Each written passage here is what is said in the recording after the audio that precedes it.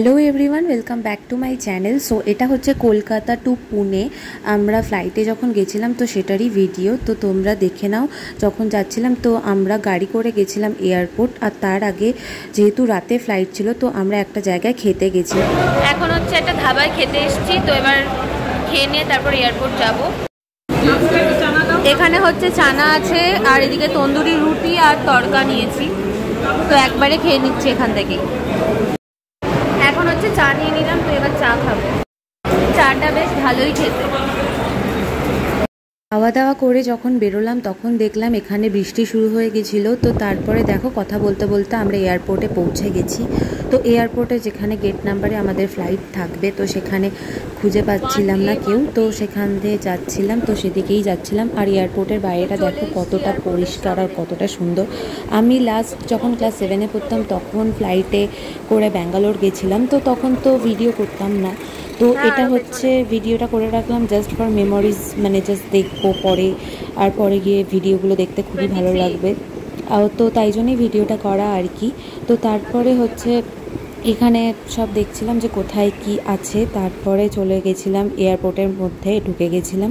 তো চলো এবার বসার সিট খুঁজছিলাম আমরা।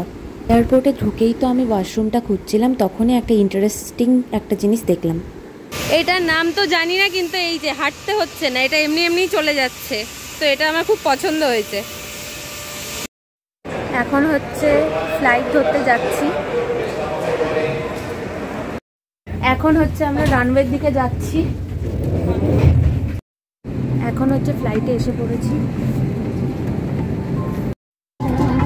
সো আমাদের এখন 8:15 বাজে, আর 8:30-তে হচ্ছে ডিপার্ট করবে ফ্লাইট। সো চলো। ফ্লাইটটা যখন ওপরে ছিল, জাস্ট তোমরা ভিউটা দেখো। তো আমাদের কলকাতার ভিউটা জাস্ট দারুণ ছিল। আর যেহেতু আমাদের দুটো ফ্লাইট করতে হবে, ডিরেক্ট আমরা পুনে যাচ্ছিলাম না। সো ফার্স্ট ফ্লাইটটা ছিল হচ্ছে কলকাতা টু নাগপুর, আর দেন নাগপুরে অনেকক্ষণ ওয়েট করতে হয়েছিল। সেই ভিডিও সেইগুলো ক্লিপস তোমরা পরেই দেখতে পাবে। তো দেখো এখন হচ্ছে প্লেন ল্যান্ড করতে চলেছে, আর হালকা হালকা আমি লাইট দেখতে পাচ্ছি বাইরে দিয়ে। এখন নাগপুর নেমে গেছি, আর নাগপুর থেকে এই যে ইন্ডিগো বাসে উঠিয়ে দিয়েছে। তো আরেকটা বাস ছিল, কিন্তু ওই বাসটা পাইনি, তো সেকেন্ড বাসটায় উঠলাম। এই যে ইন্ডিগো ফ্লাইটে এসেছি, আর ওই এয়ার বাস দিয়ে নেমেছি। এই যে এখনো লোকজন নামছে।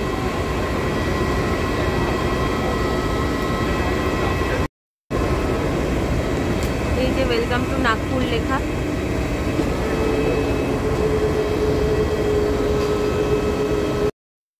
এই যে এখন ইন্ডিগো বাস হচ্ছে চলা শুরু করে দিয়েছে, তো এবার এয়ারপোর্ট নামাবে আমাদেরকে। সো তোমরা নাগপুর এয়ারপোর্ট দেখে নাও।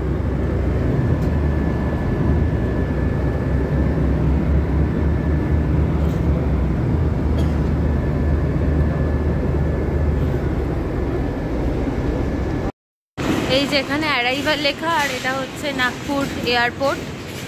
তো এবার ঢুকছি।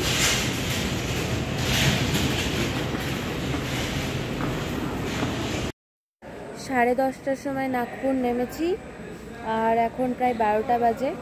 আর 1:30টার সময় হচ্ছে চেকিং করে ভেতরে ঢোকাবে। তো বসে থাকতে হবে এখন পুরো সারা রাত, তো ঘুম টুম কিচ্ছু হবে না।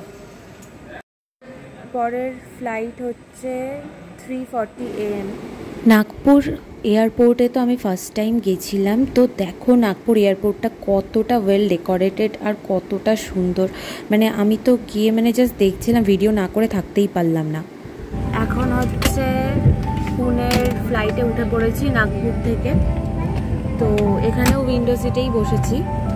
আর হচ্ছে এখানে ওয়েদারটা মোটামুটি ভালোই আছে, জানি না পুনেতে গিয়ে কি হবে।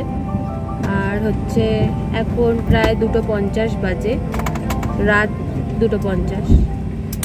তো এবার প্লেনটা ছাড়বে 3:40 AM। সো ফাইনালি এখন পুনে আমরা ল্যান্ড করে গেছি। সো চলো তোমরা একবার পুনে এয়ারপোর্টটা দেখে নাও। পুনে এয়ারপোর্টও খুব সুন্দর দেখতে ছিল। তো এটাই হচ্ছে আমার পুনে যাওয়ার ভিডিও। তো কলকাতা টু নাগপুর, তারপরে নাগপুর টু পুনের ভিডিও। আর তোমাদের সাথে আমি অলরেডি আমার পুনের ব্লগগুলো শেয়ার করে দিয়েছি। যদি তোমরা না দেখে থাকো তাহলে অবশ্যই চেক করে নাও। আর চ্যানেলটা ভালো লাগলে অবশ্যই লাইক, শেয়ার আর সাবস্ক্রাইব করে দিও।